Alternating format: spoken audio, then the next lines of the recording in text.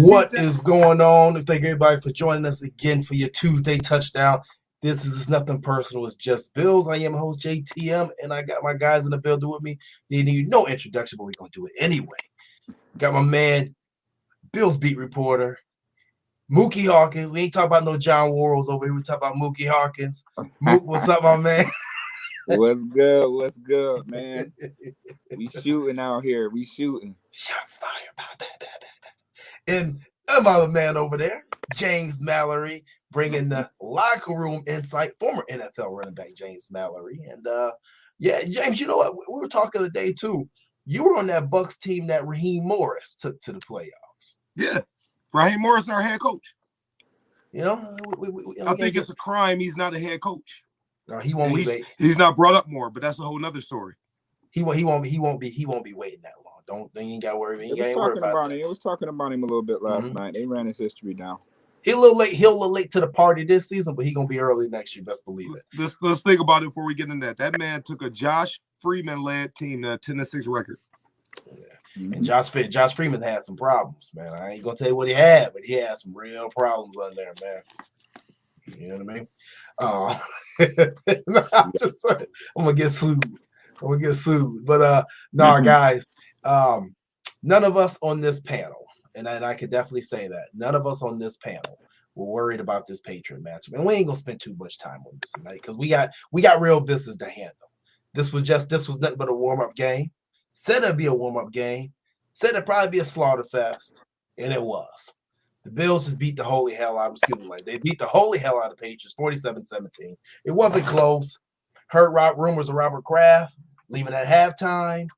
Some people said Bill Belichick snubbed Sean McDermott of a post-game handshake. That is not true. We actually found that he actually spent some time in the Bills locker room probably talking to McDermott. Maybe he'll go to New York. You know, maybe this convinced him to go to New York. I said it last week, Mook. I said to beat the holy hell out of make him think about this New York job. Right? He didn't meet with McDermott in the locker room. That's what they said. That report came. I said that he spent some time in the Bills locker room after the game. That man got right on the bus. Look, after the presser, I got up on Bill Belichick after the presser. They was walking towards the bus, and I stopped him and I told him like, "Yo, man, you know, good season. I'm gonna still get one of those hoodies."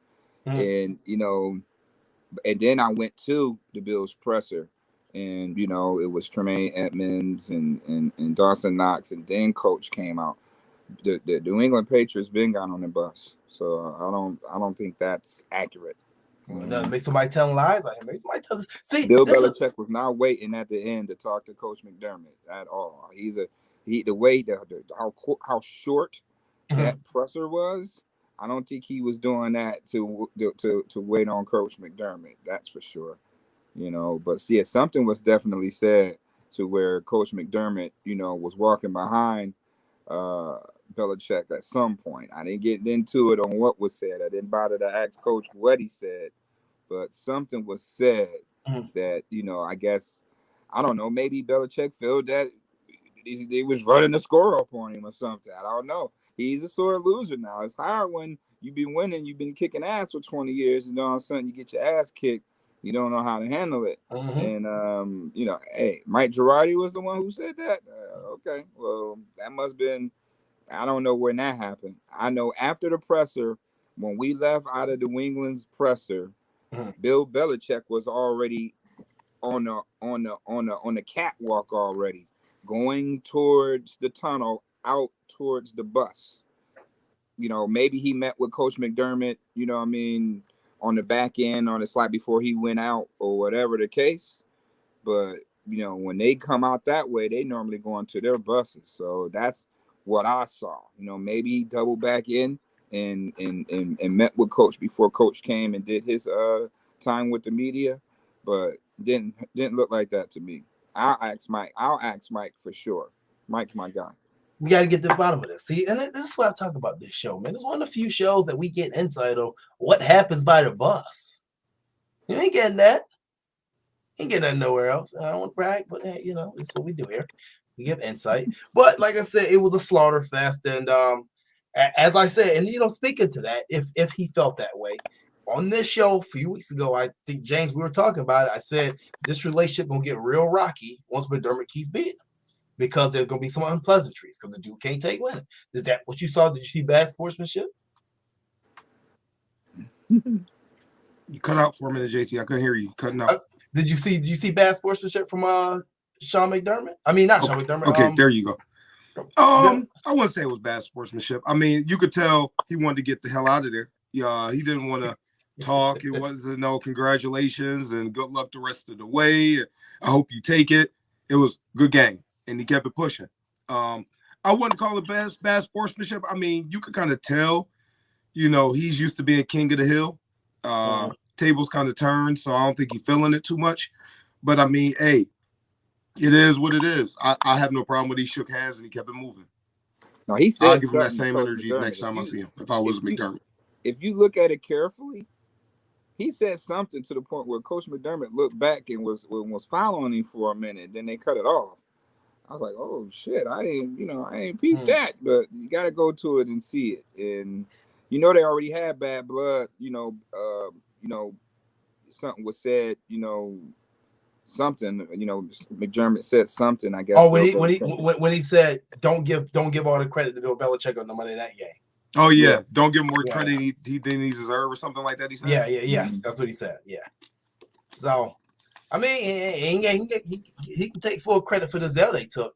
And tonight, actually, on Bad Takes, I went to the Patriots Nation to get the bad takes because I just knew they were gonna be salty. We gonna rub that salt all in that wound. They got all offseason to think about this drubbing.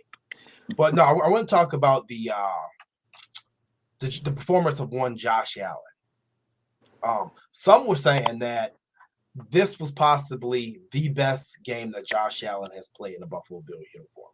And I want to get you gentlemen's opinion on that. Do you feel that this was the best game that Josh Allen played in a Buffalo Bills uniform? James, I'm going to come to you first. I don't believe so. It's the best game he's had on a big stage. Yes, I'll go for that one. That Seattle game, man, he played a hell of a game last year against the Seahawks. I like that game a lot. I think that game was huge. It's hard for me to just say this is the best game he's had as a Bill. It's the most important big game he's had as a Buffalo Bill, if that makes sense. Yeah, I think that's definitely the case in this situation. He showed up. He showed out on primetime TV, and they put them boys to bed, and he was the main reason why. I think he made a statement there that he's an elite quarterback. It was some people that maybe questioned it.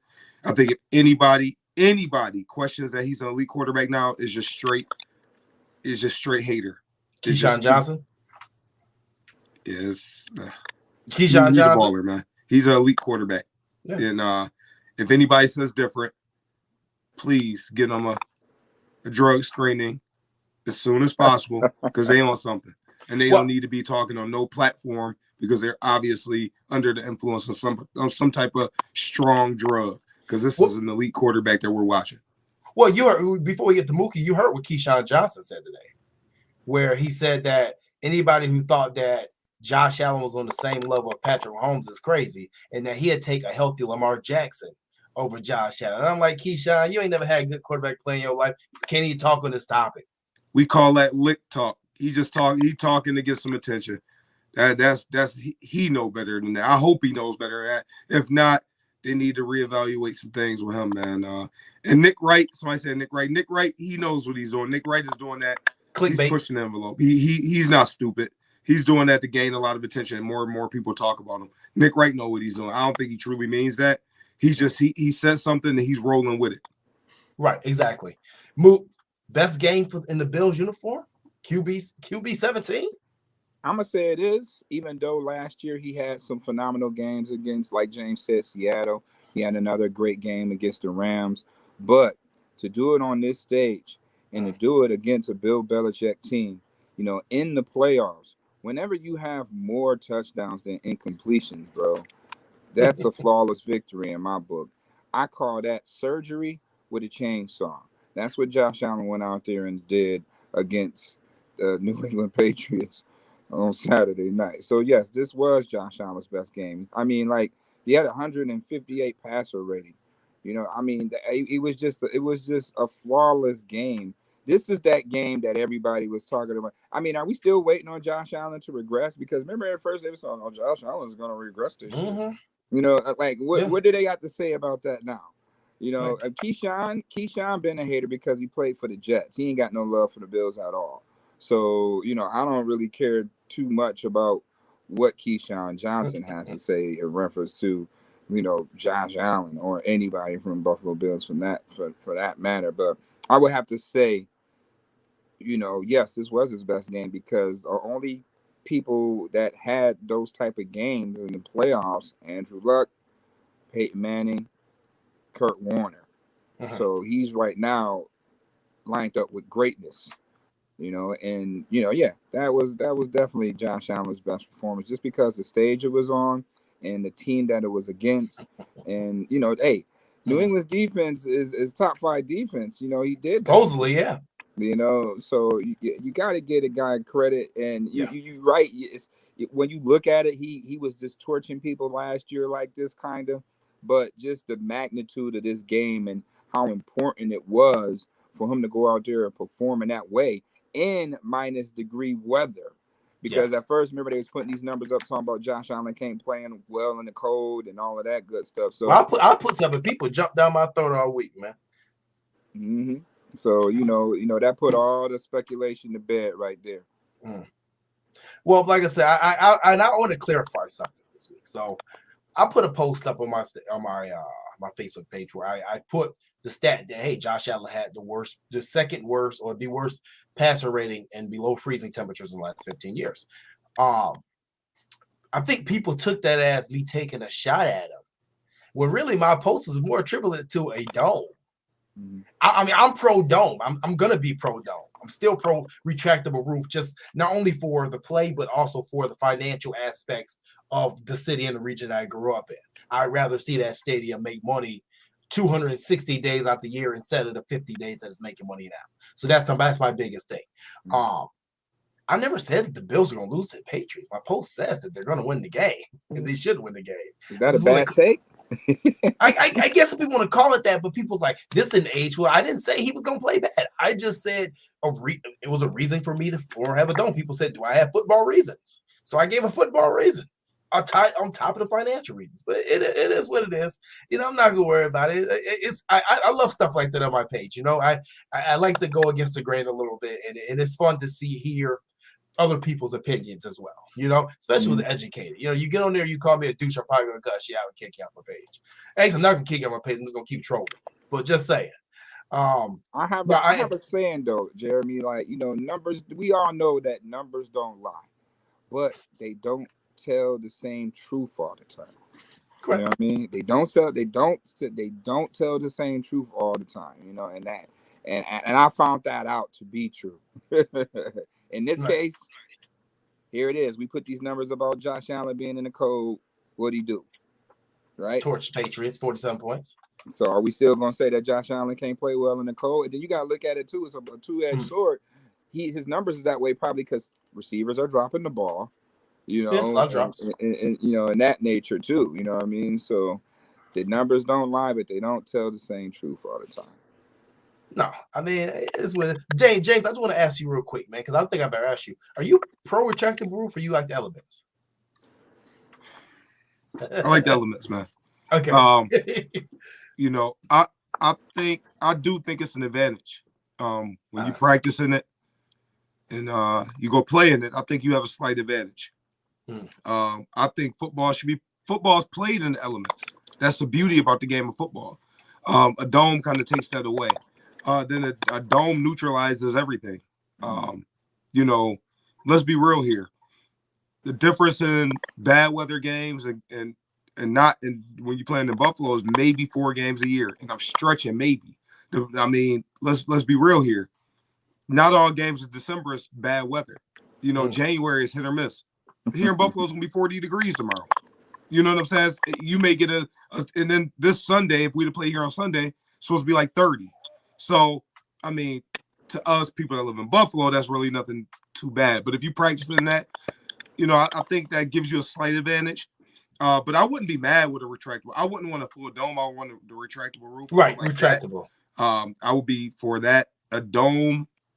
Yeah, I should stop using the word dome because I think we've all graduated past domes in this era, and I'm also for retractable. I should be more honest when I say retractable roof because those September games like 90 degrees, you want to be outside. You know what I mean? So yeah, because it's like, you don't want to be sitting in the September. You got a beautiful day in Buffalo. Let's take advantage of that. We want to be out in the elements. You know what I'm saying? And enjoy the sun. So I like it. I'm with either or. What I do like is the idea they talk about natural grass. As a football player, you want that as long as it's well maintained. It's better on your knees, man. It's a lot better on your ankles. It's a lot better on your body. So you want the natural grass. You don't want the artificial turf, the artificial surface. Excuse me. It's a lot rougher on your knees, your ankles, and all of that stuff. But the natural grass is a lot better. The way the grass was maintained in Tampa I've never, ever in my life played on anything like that. It was the most beautiful grass in the world to play on. Yeah. And I mean, if we can get something like that, and then they were talking about having pipes underneath to warm it, to keep it warm. I love that idea. I love it. That Florida grass is something else, though. I love that. That's Florida retirement grass. It's just so soft, though. Like, I don't know what the hell they got going on in the state of Florida, but their grass, I would love to play, on there. It's such just a soft terrain, and it gives so well. You know what I mean? Like, your feet don't get stuck in it, and it's just a soft type of grass. I can't explain it. It's just some Florida stuff, man. It's retirement grass. Exactly it's retirement grass. It's retirement grass. Retirement grass is different, man. Retirement grass is different. You didn't know. But no, I don't want to get too far. I just realized I never asked James what his take was on the stadium talk. And I thought about it. I'm like, damn, I've never asked James what his thought. Last thing, they do need to bring it downtown, though. Yeah, well, I mean, you get a retracted roof when you get that thing downtown. I agree with you, but I think you may get two roofs and you may get two stadiums before you get that thing downtown. We ain't gonna go there. We ain't gonna go there tonight. That's another place, another time. We'll touch on that. I know Pat Freeman will have some things to say about that one, but no, for me, I thought. I didn't think this was Josh's best game of the game. I mean, obviously, it's his most efficient game. I thought that for the team around him, all phases, this was the best game that a team around Josh Allen has played through and through. And like you said, it was the biggest stage. So I still think I thought last season and some of the regular season games, he willed this team to some of those dubs. Where this one, everything was clicking, man. This game was over by halftime. Everybody came to play. And one of the things that I was saying before this game was one of the reasons I wanted New England Patriots per se is not just to fully dethrone them officially, but was also I felt like the Bills would get up. Because I think I said that before when we played the Colts last year, I thought we came out flat. We were hyped for the club, but we came out flat. I didn't think we would come out flat versus New England. They did. They were ready, and they were still mad about that loss that we took on Monday Night Football. So I thought there was a little added incentive there, and we got the dub. But I don't want to spend too much time on New England. I think that I'm happy that this chapter of all our lives in Bills Mafia is probably behind us now. We can put it behind us. It's official. It's done. It's never going to be the same. We're never going to be in that category again. But so before we move on to this Chiefs game, I'm going to do bad takes now. And if you guys are watching this show on YouTube or Facebook or Twitter retweet, Facebook give a like and a share. On YouTube, do the same thing, like and a share. Let people know about the page. And I thank you guys for all tuning in for the comments. But as I promised, we went to Pat's Nation this week for bad takes. And it is that time. It's about the halfway mark through the show. So let's get it. Bad takes, wild card round, Pat's Nation edition. Let's get it started. Bad take number one of the night is from, we don't give names.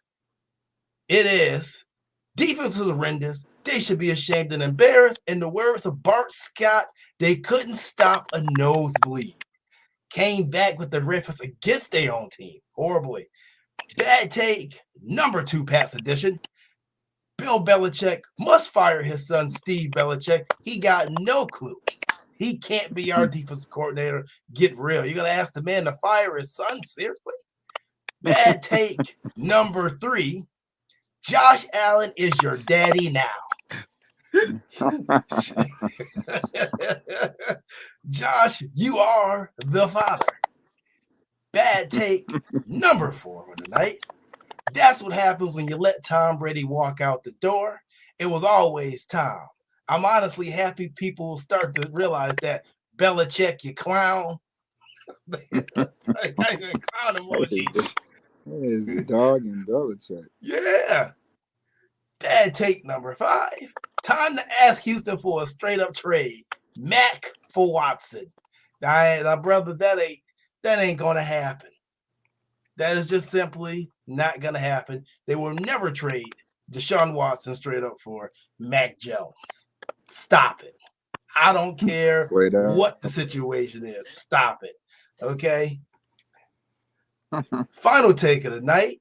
So you know what that means, James? Drum roll, please. Bad take. Last bad take of the night. Pats Nation edition. Goodbye, Pats. This tool, great job with the Steve Belichick Jeff. Oh my God. They got his tongue out there, man. Come on, man. Man be chewing his tongue out there. Why? He should have never done that. That is never going away, ever. And every time he need they to go find some gum or something to chew on, man. He be chewing on his tongue. That's the most weirdest. Whatever that's that very, is, very different. Yeah, you're gonna tell the 30-something-year-old kid with the mullet in 2022 to go find some gum. You better off tell him to find obviously a bottle and some chewing tobacco before he finds some gum. Looking like Bill and Ted. Don't he look like Bill and Ted Greatest Adventure? Stunt double. Yeah. I mean, I guess when you get beat down like that, what do you, and your son's defensive coordinator, what do you say to him? Like, do you not talk to him for a week? Like, what happens here? Go to your room. Mullet mania. Mullet mania. But hey, I don't know. That was funny, man. I'm glad that we got to do a Pats edition bad takes. Hopefully this week we can do a Chiefs Kingdom bad takes. I wish I could have. Yo, the Patriots media, they're so brutal. They're worse than Carolina's media, man. It was just in their dog. It was like they had a commentator like doing play-by-play or whatever in between players coming out. Like, we'll be right back with the Patriots and just got stumped by the Bills. I'm like, oh shit. Wait, did you hear? And I'm gonna call this guy an idiot. Did you hear that idiot Mike Holly? He on crystal meth. He on one. The Bills aren't that good. And his co-host had to say, how can you say that after getting beat like this? Because I watched them play all year. They just put up 80 points on you in 2 games, over 900 yards, 11 touchdowns. And they're not that. Never punted. In 2 games. If a Titans reporter wants to say that, they can. If a Chiefs reporter, they may be able to say it. Hell, even if a Miami Dolphin reporter may want to say it, they can say it before you can say it because you just got beat down in the playoffs like you stole something. And you're going to say that? Are you crazy? Like I said, test him. For whatever he's going to test him. He's out of his mind. No, that's what we call a fan right there. That's a fan. Yeah, he was like that. That's emotional, right, James? Yeah, that's an emotional response. Very emotional. But it was a lot of tears. It was a lot of tears out there. I can tell you in that New England locker room, it was a lot of boo-hooing going on. Yeah, he on crystal meth, man. He out there tweaking. He was out there tweaking. That guy. Yeah, I was shocked. Man. I was like, he's still going hard. He ain't taking no for an answer. Like, no, they're not good. I'm like, yo, he just did the dog. He just can't believe it. Yeah, dog. It happened. Like my man Kyle Brandt said, it happened, bro. And the Bills are good. The Patriots aren't that good. And this is what happened. It is what it is, man. Either way, we're moving on. Mike Holly, God bless your soul. Have a nice off season. Get you some rest, man. You got insomnia. You're a little delusional. You're a little crazy in the head right now. Relax.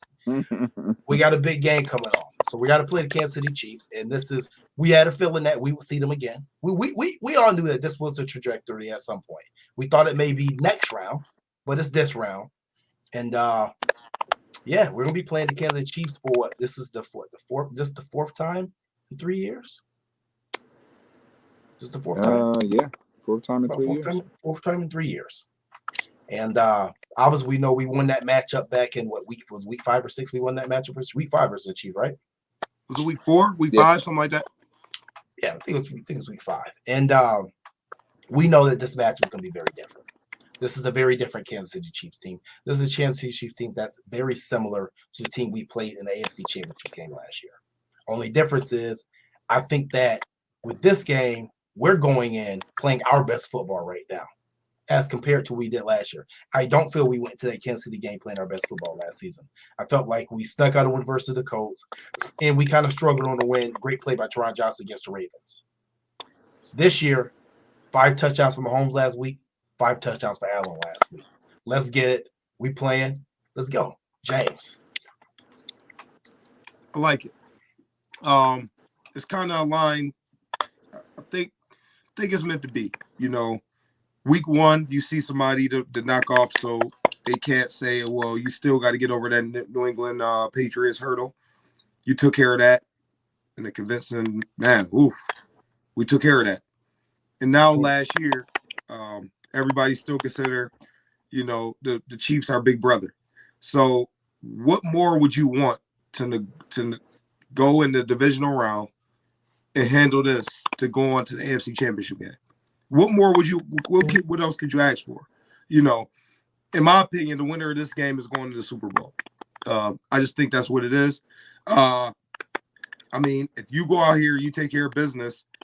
There's nothing. The national media, for whatever reason, they just won't give the Bills the props they deserve.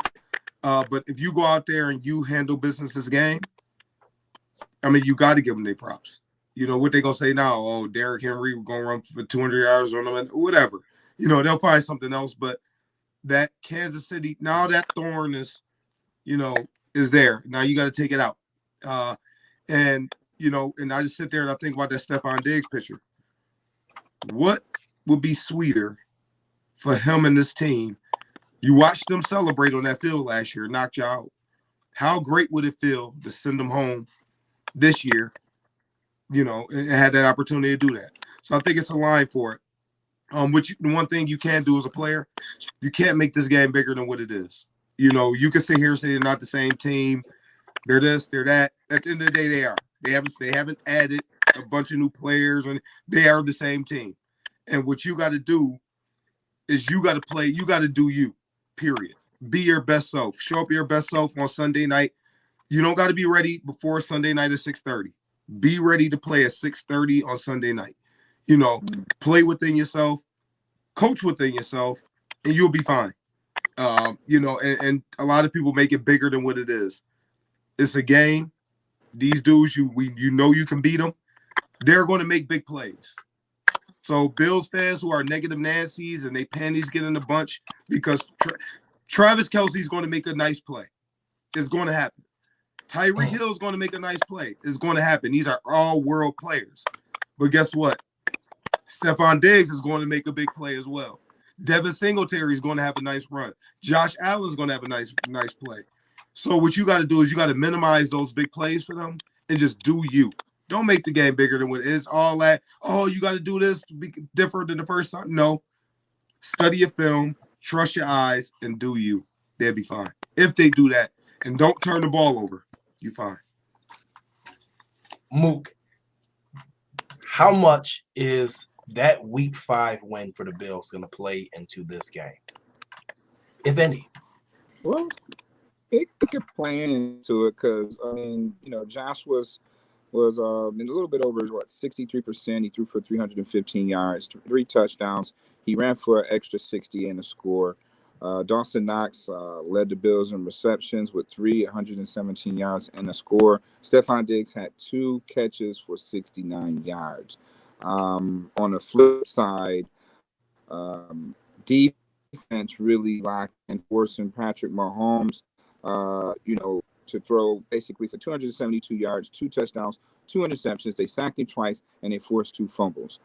So that proved to be the difference in that victory, 38-20. And, and also Travis Kelce and Tyreek Hill was combined for 13 catches, 120 yards, and 1 scored, in opposed to the AFC Championship game where they combined for 22 catches for 290 yards and 2 scores. So that's going to be the deciding factor right then and there. You do got Jerick McKinnon, who has came on as of late. I did get opportunity to ask Coach Frazier about some of the things that Kansas City was doing with Pittsburgh. They do a lot of, counters and misdirections at the same time. Like they give you the screen left look, but they'll reverse it and go screen right on you. So, I asked him, how key his eye discipline is going to be this week, versus, the Patriots. And he said, man, that's the first thing I'm going to tell those guys at practice. They're going to have to be well in discipline with their eyes, and they're going to have to pay very much a detail with their assignment football, but we got to be able to match up and send heat. You can't get Kelce to have free releases off the line of scrimmage, and you just got to bracket it. Tyreek Hill and everybody else is going to have to match up and send heat, and that's the way you attack Kansas City. You don't sit back and let them pick you apart. You're going to have to, be physical like they've been playing the past 4 games. Ever since the Tampa Bay game, just go out there and act like Kansas City is Tampa Bay, and, the Bills will, play pissed off. They play fast and pissed off, go out there and make plays, and we all know the end result. The Bills have the number 1 defense in the NFL. Nobody's talking about it. If it was another NFL team that was ranked number 1, that's all you hear that being talked about all the time. But the Bills, I repeat, have the number 1 defense in the NFL to go along with a top 3 offense right now. So if the scary thing about this is the Bills is a high scoring team, and they've been having several inconsistencies on offense. Saturday night was the best complete offensive outing we seen the Bills all season long. Coach Dable, he was definitely auditioning for a job on Saturday night. He was dialing it up. He got everybody involved, and he was able to keep New England off balance with balance. They ran for 174 yards on the ground. Josh Allen threw for over 300. They didn't punt. They converted just about every third down, you could possibly have out there. So they can keep that up. I don't care who the hell they play. Green Bay, Tampa Bay, Tennessee, Kansas City is not going to be a team that's going to be able to keep up with the Buffalo Bills, especially if this defense keep playing the way it's playing. And it's going to boil down to stops. And I do believe that our defense will be able to get stops at times. Now, on the flip side of that, Chris Jones didn't play that first game, the big bad bully. So he's the only guy that pretty much frightens me. But other than that, they're average at best on the defensive side of Kansas City. We got to stop respecting these teams too much and just attack what it really is. They're average at best as a defense. But, you being generous with saying average. Their offense. You're right. You're right. Their defensive You're backs, absolutely right. I don't know why people are not talking about the Mookie. They bad, man. They're bad. They're paying Tyrann Mathieu to cover up a lot of flaws. Them dudes are bad in the secondary. Point blank period. I'm sick of people covering up. They ass in the secondary. Excuse my French. Those dudes are not good. The Honey Badger's a baller. But them dudes are not good in the second.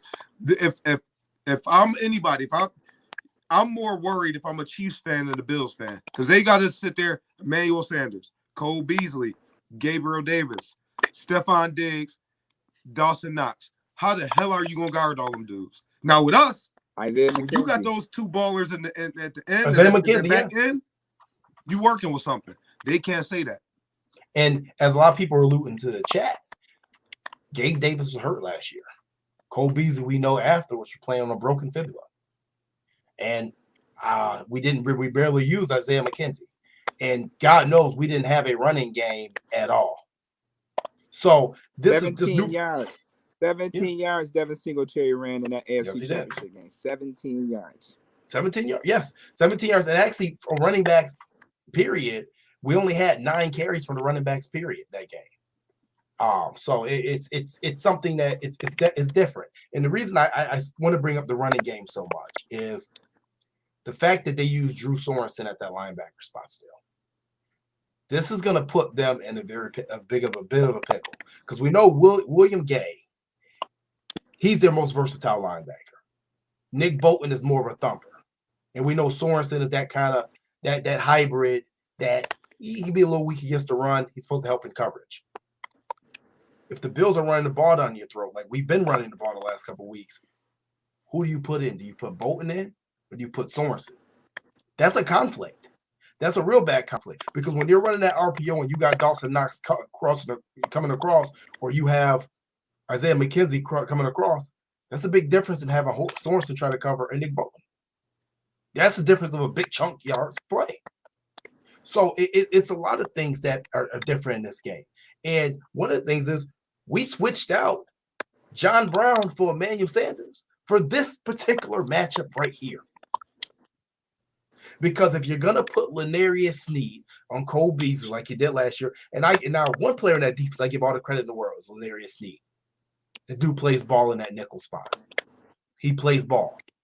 But unlike last year, if you're gonna put Lenarius Sneed on Cole Beasley, who are you gonna put on Emmanuel Sanders? Professional route runner. It's a big difference. Who you gonna put on Gabe Davis? Who you gonna put on Gabe Davis? Who you gonna put on Isaiah McKenzie? It's different. It's different. And this is a different Brian Dable. And yes, I am still campaigning for Brian Dable for head coach for whoever I hire him. I'm still on that train campaign. Anybody wants take my number down, I give him a great reference. But for this game, if he utilizes every single weapon that he has, the Chiefs have no defense. We're talking about the shootout we thought we were going to get last year. That's what we're talking about. And that a shootout on the part of if the Chiefs are scoring, because the offense of the Chiefs have not been exactly the same this season. And I don't know if the blueprint came from Todd Bowles and the Tampa Bay defense in that Super Bowl, but what I do know is this Kansas City offense has struggled mightily this season. And not to cut you off, JT. Go ahead. If the Steelers had average quarterback play and their receivers halfway caught the ball, we wouldn't be talking about the Chiefs right now. They would have lost that game. And let's be real here. Deontay Johnson had 3 big drops. Claypool had 2. If you're not talking about those drops and Ben Roethlisberger, it was sad watching him at the end of the season. It really was, though, to see a Hall of Famer just look like that. Them dudes could have lost that game, man. And people are not talking about that. It was a real thin line between that win and the loss. Them boys could have lost that game. Let's be honest here. Yeah, you're right. They could have lost. That defense, their defense, the Steelers' defense, was getting that they behind. They was getting after them. And, eventually the defense couldn't carry them no more. I mean, they good, but they weren't that elite where they could carry them the whole game and kind of took over. But, man, listen, I think people giving them they're a great team, obviously. I think a lot of people, they're not pointing out the flaws in this team, this Kansas City team as well. Well, as a lot of people in the chat are talking about the slow starts, we can go back in the playoff history. The Chiefs are notorious over the last couple of years for slow starts in the playoffs. Now, they cover them up and they come back and win these games. But once again, as you brought up earlier, Muki, I'll come right back to you. The Bills are the number 1 defense in the NFL. Just much like Tampa Bay last year when they got off to a slow start. You get them off to a slow start, you may not be able to catch up. They're not going to be able to do that this year. The Bills didn't learn from that mistake last year, and this is the game that they desperately wanted. and rightfully fitting it's versus Kansas City. Let's go ahead and get this damn thing on with it. Get it over with right now. You know what I mean? We everybody wanted to, pair it off for a rematch in the AFC Championship. Nah, it ain't gonna go down like that. The Bills are gonna go into Arrowhead and pretty much play their style of football the way they've been playing the last 4 or 5 weeks. And if Kansas City if their defense can't withstand that, then this thing could get ugly too. I don't care if they're the Kansas City Chiefs. This thing could get out of hand real quick. And I feel that right now the Bills are a team of destiny, and you can just look in their eyes and know that you got to look at this. This team been together pretty much for the whole duration of the evolution of this team. It goes back to having that bad taste in the mouth during the Houston loss. Now it goes back to having that bad taste in your mouth in the AFC Championship games. You know what I mean? So at the end of the day, they pretty much played in every game except a Super Bowl. So they know what it takes. They know what they got to do.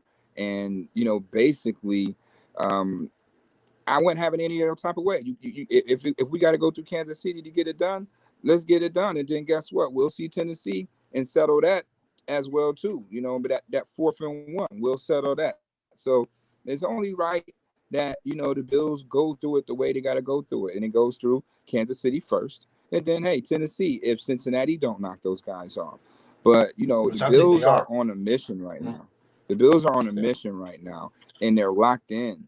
So, they're not going to be scared to get after Kelsey and do the same thing they did. They're going to mix it up. As long as the Bills play aggressive, which they have been, they're one of the best teams in the NFL when they play like that. Uh-huh. And you know what? It's funny you bring it up. I know someone brings up in the chat. Right, I want to bring it up. Cody Thomas asked the question, do you think Saran Neal will cover Kelsey? And that's a very good question because Saran Neal didn't get enough credit. And me and Mallory talked about this after that game. He didn't get nowhere near enough credit for the job he did on Travis Kelsey. And that's something that we thought that he would do last season. You know what I mean? I can tell you one thing. Kelsey's a great tight end. And like you said, James, he's going to put up some numbers. He's going to have some good plays. He's just all world. But he ain't going to put up 13 receptions, 118 yards. Not as easy as he did last playoffs. No way in hell. Not a chance in hell. Saran Neal did a good job. And I think you're going to see more of what Buffalo did in the first match because I don't think there's much Buffalo has to change. You have to go out there and play ball. I mean, the bigger difference is you're not going to have Tre'Davious White out there on the field. But when you have 2 all-pro safeties like we have, and 2 that covers up a lot of mess. That's why they paying the Honey Badger over there. A great safety could cover up a lot of the secondary, and we got 2 of them. Muki, coaching and playing and all that. Great safeties can cover up a whole lot in the pass game. Mm-hmm. Oh, definitely, without a doubt. That's why they call safeties. You know what I mean? They're the last line of defense. And just look at what Micah Hyde did last week. That's what a safety is all about. Because teams are going to go at Levi Wallace. They don't even throw at Dane Jackson. Teams still continue to go at Levi Wallace because he is a weak link out there. And, that's going to be a key matchup. Him and Pringle. That's going to be the matchup to watch. Levi Wallace and Pringle. That's going to be the marquee matchup. And if Levi Wallace got to win those battles, he got to play aggressive. Other than that, then they're going to go at him all the time. And, so that's my only concern on the Bills defense is Levi Wallace. Other than that, they're going to play physical like they've been doing. And the funny part about it is they beat Kansas City, week 5 or whatever, and they wasn't playing as aggressive as they've been playing as of now. So Patrick Mahomes has yet to see this style of defense that the Bills have been playing as of late. So that's going to be key to watch to see the battle of the trenches. And, they got to shut that run game down and force Patrick Mahomes to beat you just like Mac Jones, man. The same rule apply. Pressure buzz pipes out here. Ain't no tomorrow. Either you going you're gonna ball out or you're going home. That's just the deal right now. So they got to leave it all on the field. It's more personal to the Bills, I think, rather than the Chiefs. I know the Chiefs is going to be motivated because the Bills did beat them last time, but this time, this where it counts, and the Bills remember last time when it count, and they remember how they felt.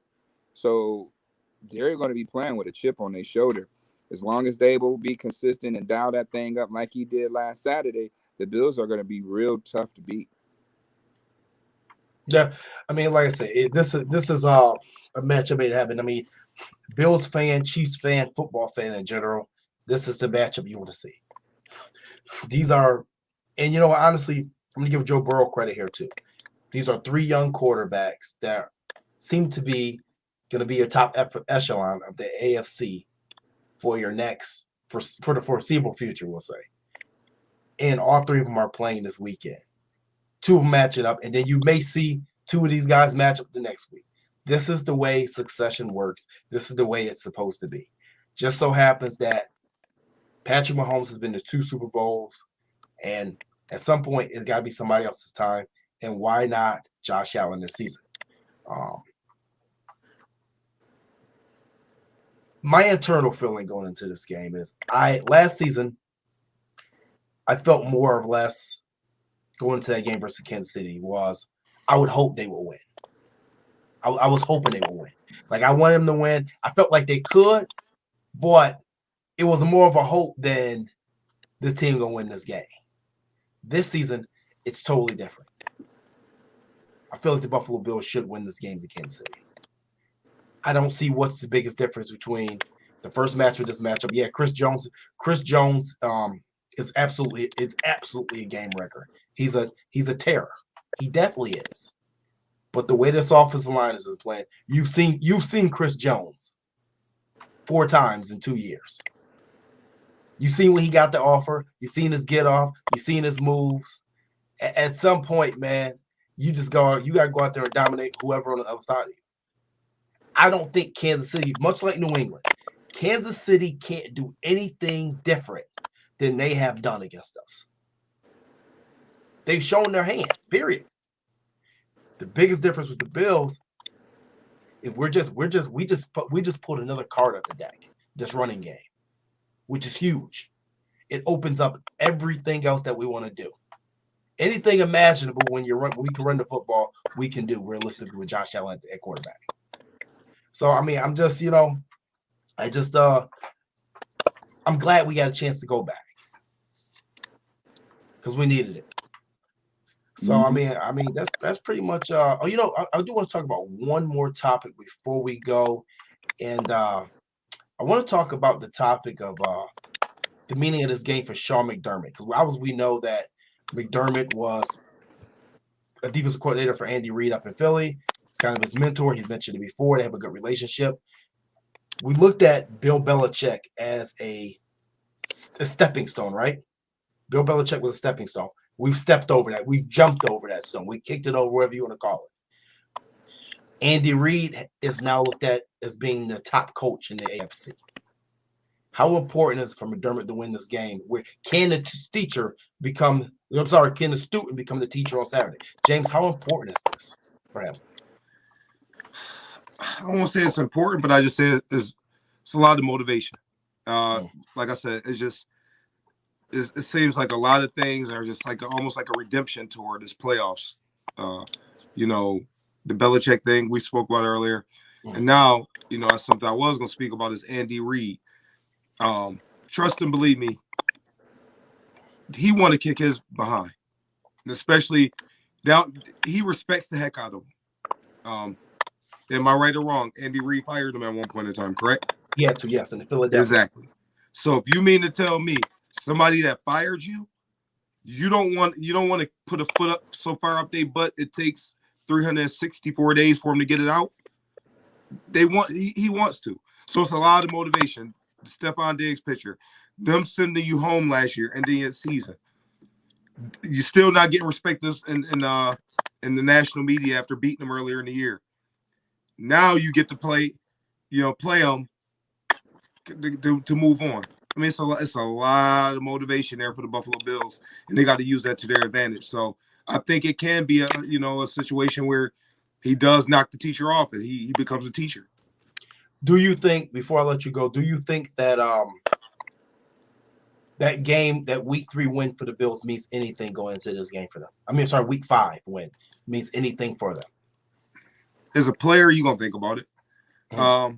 I mean, if anybody say that the Chiefs players are going to come in there and say, man, that game don't mean nothing. They may verbally say it, but in your head, you know, and they took it to you. They took it to you. And on national TV, they took it to you. So it'll play games with you. You know, it'll play mind games with you where you're overthinking, well, okay, well, they did this to beat us and they did this.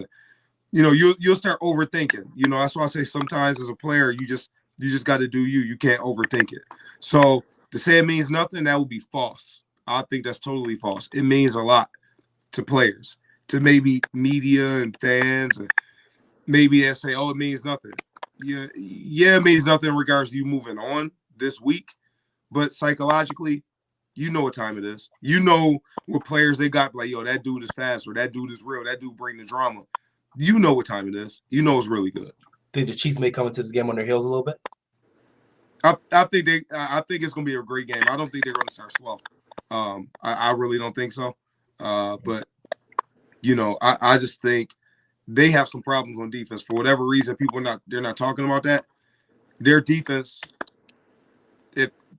Go back and watch the Steelers game, people. If the Steelers catch the ball, we're not having the same conversation right now about this team. We're not. Mook.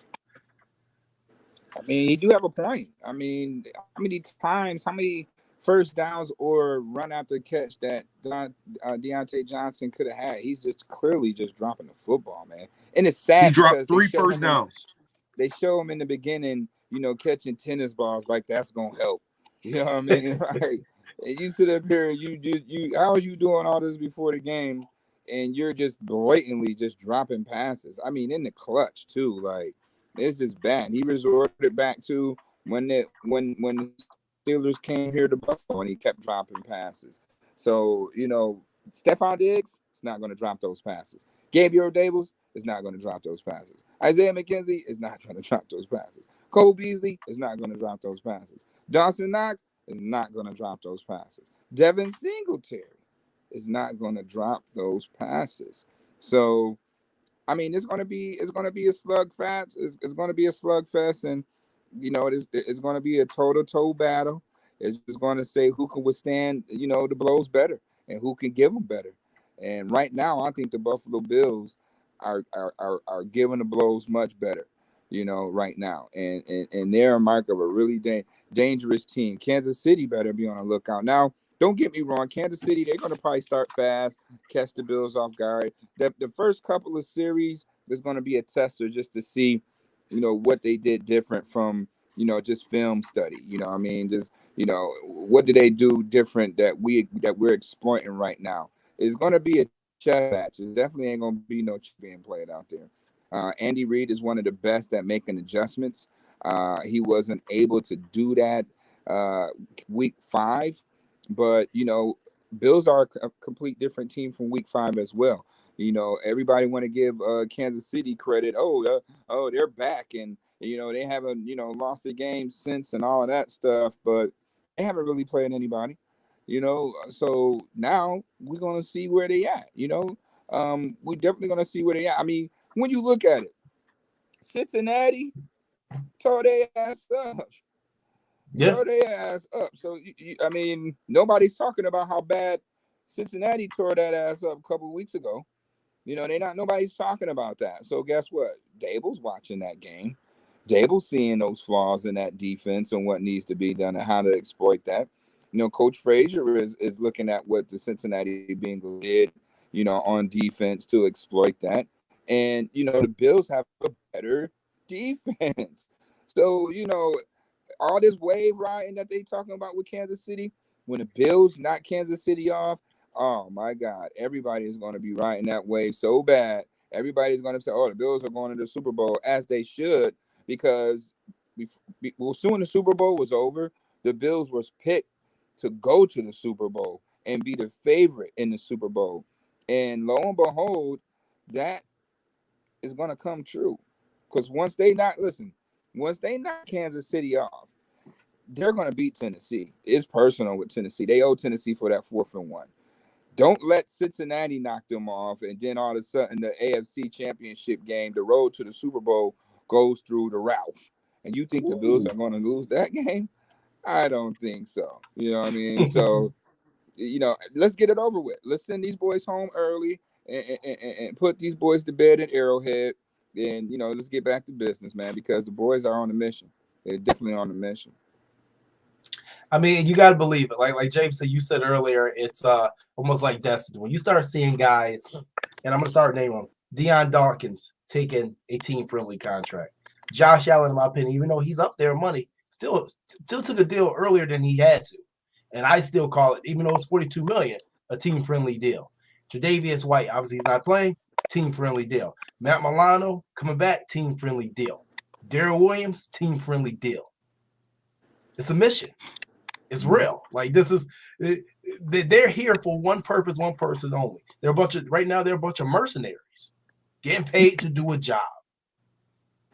They're not playing any games. And I think that all the Bills Mafia should be pumped up for this game. I reveled the opportunity to be able to go into Kansas City, beat them in front of Chiefs Kingdom, which is a great fan base. I want to give all the credit in the world to the Chiefs fan base. They ain't better than our fan base, but they're a good fan base. But I would love to see them put them to rest in Kansas City at Arrowhead and walk out of there doing some tomahawk chops. Walking they trap, take over they trap, baby. Walking they trap, take over they trap. Right. That's what they gotta do. Right. Wherever I walk, it's mine. Whenever I talk, it's mine. Wherever I go, it's mine. That's the mentality this team has had over the last couple of years. And honestly, they've been a very good road team. The road don't affect them. Crowd noise don't affect them. And guess what? We talked about Sugar Rush Allen last week. There was no sugar. There was no Sugar Rush, no sugar in the system last week. Diabetic Allen last week versus the Patriots. We get diabetic Allen versus the Chiefs, and they're done. There's no defense for it, and I'll keep saying it. There's no defense for on-point Josh Allen. There's absolutely nothing you can do. There's no defense if he's picking up your blitzes, and if you're going to sit back, he'll pick you apart. You want to play man, then fine. You can do that, but good luck checking those guys that we have on the outside and on the crossing route. And guess what? They covered, then he'll just run 20 yards. And with the way Motor is running, good luck. Buffalo should win this game. There's no reason not to. James? You know what else is dangerous too? Devin Singletary is running the ball phenomenal. I've been saying it for 2 years. He's a 1,200-yard back in this league. Period. People were dogging him. I told y'all, go back and grab it. I said anybody say he's garbage, they on dog food because that dude is a baller. He's a 1,200-yard back in this league. He needed carries. But what I do love what they're doing is they're putting Isaiah McKenzie in the running game as well. Yes. And that's making this offense dynamic because you're talking about getting that man the ball in his hands. Isaiah McKenzie, he's special when he got the ball in his hands. He is. Muki said it a few weeks ago, man. You gotta have some plays for him. And I totally agree with him, man. You gotta get Isaiah McKenzie has to touch the ball 5 to 7 times this game for us to win. Period. If he doesn't touch the ball 5 to 7 times, I don't know. You gotta get that man the ball because great things happen when you get him the ball in the run game or when he touch it, he makes plays. So I think he's gonna be an X factor, and I love what they're doing with him. And let's hope Dable stays creative and get him to rock because I think that's our backup running back. Unfortunately, we're not getting much production out of the backup running back spot right now. Yeah, like I said, honestly, I think Devin played 85% of the snaps last week at running back, which for the wildcard round was the highest amount of snaps for any team's running back. Thank my guy Mud Dog for finding that stat today for me. But another thing about the Chiefs too is we don't know if Clyde Edwards-Helaire is even playing in this game, and that's a big loss. And if he does play, how much juice is he gonna have? because that was a big difference for them last season. And as a running back with that shoulder, the collarbone, that shoulder, he had a shoulder problem. That's one injury, man. I don't care. You can't, if it's sore, those ribs, it's very hard to play through as a running back, man. Especially a physical dude like him. It's a hard injury to play through. These boys just gotta bring it. Mook, final thoughts, man. Well, it's Jared McKinnon that's going to be the focal point. Him and Daryl. They're not really thinking about Clyde Edwards-Helaire. I don't think he's going to play, to be quite honest. And then if he do, how do you sit down Jared McKinnon the way he's been playing these past couple of games? You know, so I think it's more or less McKinnon and Daryl Wims in the scheme of things for Kansas City. Helaire, he's been injury prone since he's been drafted. So I don't think they're banking on him being healthy. And if he was, his snaps would be limited just because of how well Jared McKinnon has been, an asset and immediate impact for them. And I mean, you cannot have that on the field, So it's going to be all about number one, Matt Milano. That's going to be his task. I would match him up everywhere number one go. Matt Milano, you go. And we're going to be sending heat after that. We're going to match up. We're going to send heat. We're going to be physical with Travis Kelce. Don't have him get free releases off the line of scrimmage. And, we're going to force Patrick Mahomes to make a bad decision. The pressure is going to be on him once again because he has not had that type of pressure in a long time. But guess what? It's coming on Sunday. It's definitely coming on Sunday. So, like I said, the Bills are locked in, man. And if we are able to be consistent in our run game, then it's going to be a long day for Kansas City because how do you stop that? How do you stop that? If our run game is getting off, and it's going to be a long day for you. So that's one thing I want to see how the Bills are going to use their run game to be effective versus Kansas City's defensive line. And if they're able to move the ball in the run game without Josh Allen running the ball more or less, Kansas City is going to be a long day for Kansas City at Arrowhead. Yeah. Hey, James, final thoughts, my man. I'm excited about this game. I think we got a great chance to win. If we don't overthink it, just do what you do. Do what brought you to the dance. Just whatever car you drove to the dance in, stay with that car. You know what I mean? Just stay with that. So I think they'll be fine. If we run the ball effectively, they're in trouble. They're in trouble because 2nd and 6 with this offense is dangerous. It's dangerous. If they stay in front of the sticks, I mean, it's not much they can do with them. And the number one defense, if they play like they've been playing, we're all right. And just put hands on Mahomes. Even if you don't sack him, pressure him. Make him. You can't let him sit back there and chill and make the decision to just pick you apart. Even if you're not getting sacked, get at him. Get after him. Make him speed that clock up. And you'll be all right. And try to force him into some mistakes. Obviously, he's a great quarterback, so he probably won't make many. But you got to get him to speed that clock up. So, Jerry Hughes, we need you to drink from the fountain of youth. You know what I mean? Go find that fountain. Go sit. Give us one more, Jerry. Greg Rousseau, bring it. Boogie Basham is full of energy. Ed Oliver, do what you've been doing. And then we need Starr and Harrison Phillips to be bullies. They need to kick. They need to just beat the crap out of the center and guard. They just beat on them. Beat on them. Because eventually they're going to crack, and that's when big plays start to happen up the middle. I mean, I think you gentlemen said it all, man. Like I told you, people. I told everybody, man, I appreciate everybody watching the show. I mean, the insight that we get from these two gentlemen here is phenomenal. And I hope this ain't it ain't gonna be the final show, but I hope that we coming back next week, same time, same place, just like we did this week. This time preparing for the AFC Championship game. And it is in Buffalo. I may have to make a trip home for that. I don't care if it's the one day. I may have to make that trip up for that because I have to be in that. I may have to just be in that atmosphere. But getting goosebumps just thinking about it. But I think you guys talked about it, and you guys are right. Be yourselves. Do what you've been doing. You don't change anything. Do what you've been doing. Stay balanced. and everything's gonna come together. Everything come together. This team was built for this moment right here. This is where when we left off last season, and we knew we were coming right back to this moment right here. I knew it. You guys knew it. All the Bills Mafia knew it. We knew we had to come back. Even after the Week 5 win, we knew we had one more run through Kansas City. We didn't know if this game was going to be in Buffalo or we didn't know it was going to be in Kansas City, but we knew it was going to be another game.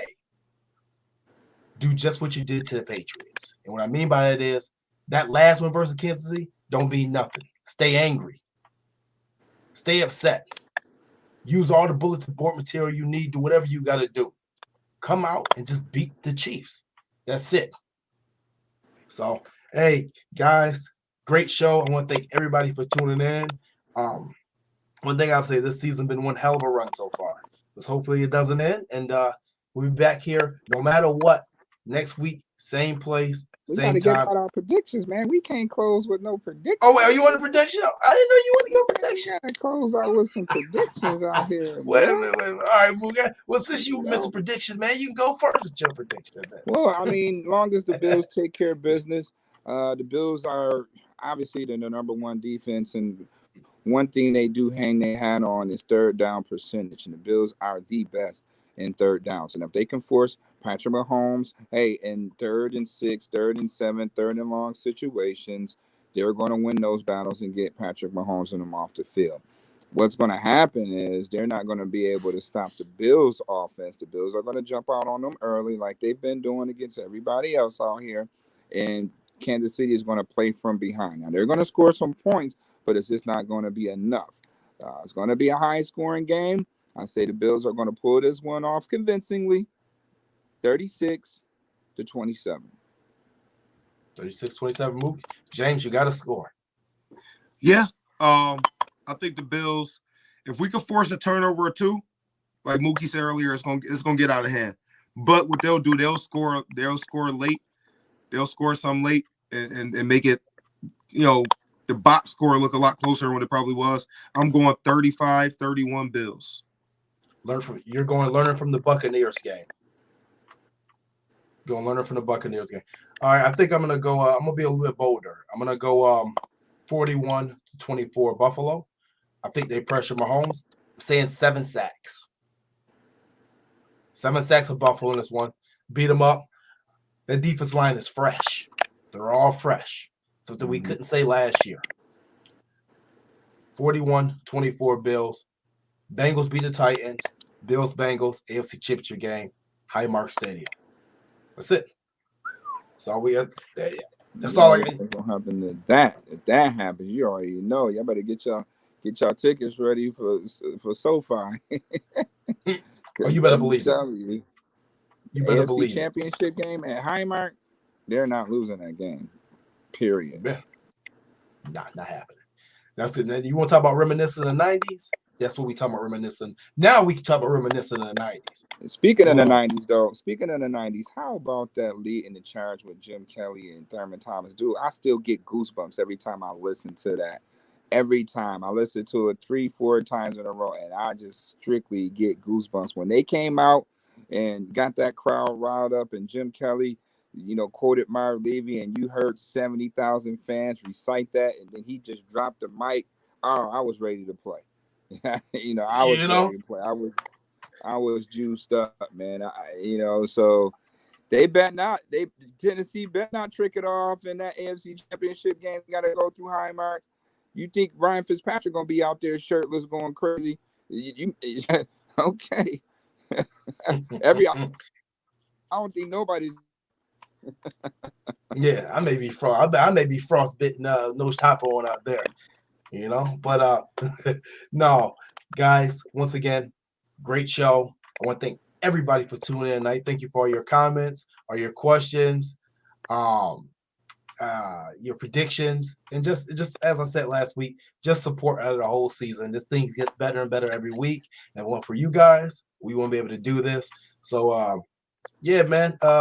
Other than that, man, great show. We see y'all next week, and man, shout out to everybody, man. Bills Mafia, stand up, as my man Cal Brand said. Mount up. Let's do this thing. We'll catch you guys later. Peace. We out. All right, my boy Joey Hatch.